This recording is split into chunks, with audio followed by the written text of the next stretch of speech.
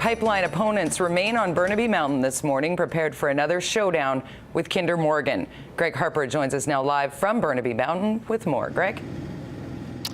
Good morning, Jody. Will there be a showdown here today? Perhaps. There are a number of protesters here behind me, and the deadline for protesters to move here and allow Kinder Morgan to come in and resume its survey work, that has come and gone, and there are many here that say they are not going anywhere.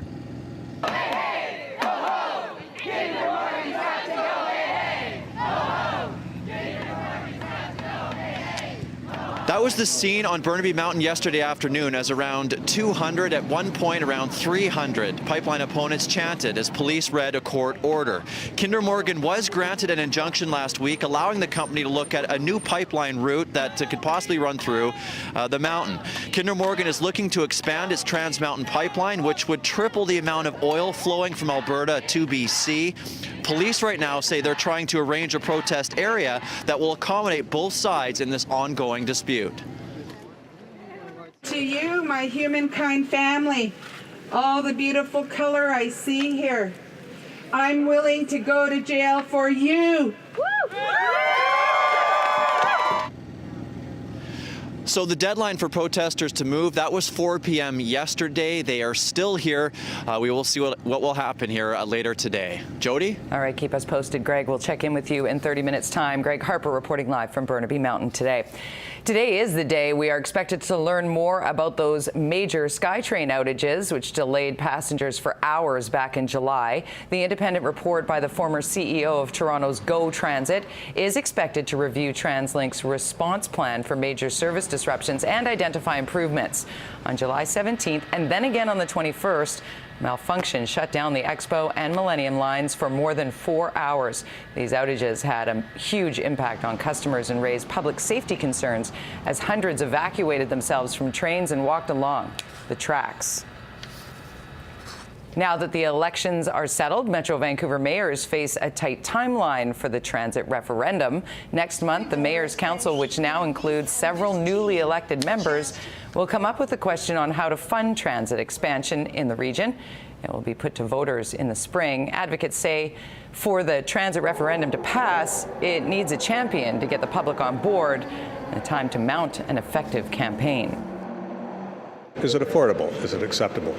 Do we have a face? Do we have a referendum that can be funded?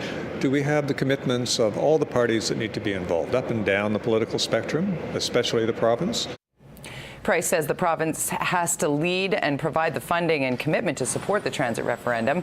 He says a no vote would put the region's entire future at risk. Days after winning the mayor's chair in Surrey, Linda Hepner is promising a light rail system that will be up and running by 2018. She says this top priority will come for her region, even if the public rejects new proposals to fund transit during an upcoming referendum. Vancouver's newly re-elected Mayor Gregor Robertson says a subway line along the Broadway corridor remains his top priority. The Navigator, found criminally responsible for the deadly sinking in the Queen of the North more than 8 years ago, is back in court hoping to have his conviction overturned. In June, Carl Lilgert was sentenced to 4 years for criminal negligence in connection with the deaths of passengers Shirley Rosette and Gerald Foisey. The BC Court of Appeal will spend 2 days hearing evidence that could keep Lilgert, who's now on bail, out of prison. During his trial, the jury heard he was distracted when he should have been steering the ferry. The ship ran aground and sank near Prince Rupert in March of 2006. A 27-year-old man is facing charges after what appears to be 2 random attacks with a hammer. The first happened at 10:30 Sunday night when a 67-year-old man was walking along the seawall off Main and Terminal. Half an hour later, a 49-year-old man was attacked at Main and Hastings and left in critical condition. The suspect was tracked to McDonald's back at Main and Terminal. Obviously, both these men were significantly hurt, and there was a potential that either of these men could have died from their injuries. We still have a man in hospital that is in critical condition, but he is stable. We're hopeful that he makes a recovery in hospital at this point. The suspect remains in custody, facing 2 charges of aggravated assault. Unbelievably, no one has been injured after a taxi exploded into flames between Rogers Arena and BC Place Stadium in downtown Vancouver last night. You got to see this. Witnesses say the fire broke out just after 6:30 last night when it was traveling on Griffiths Way near Expo Boulevard. Heavy smoke could be seen billowing onto the Georgia Viaduct. The fire was quickly extinguished, and the cause is under investigation.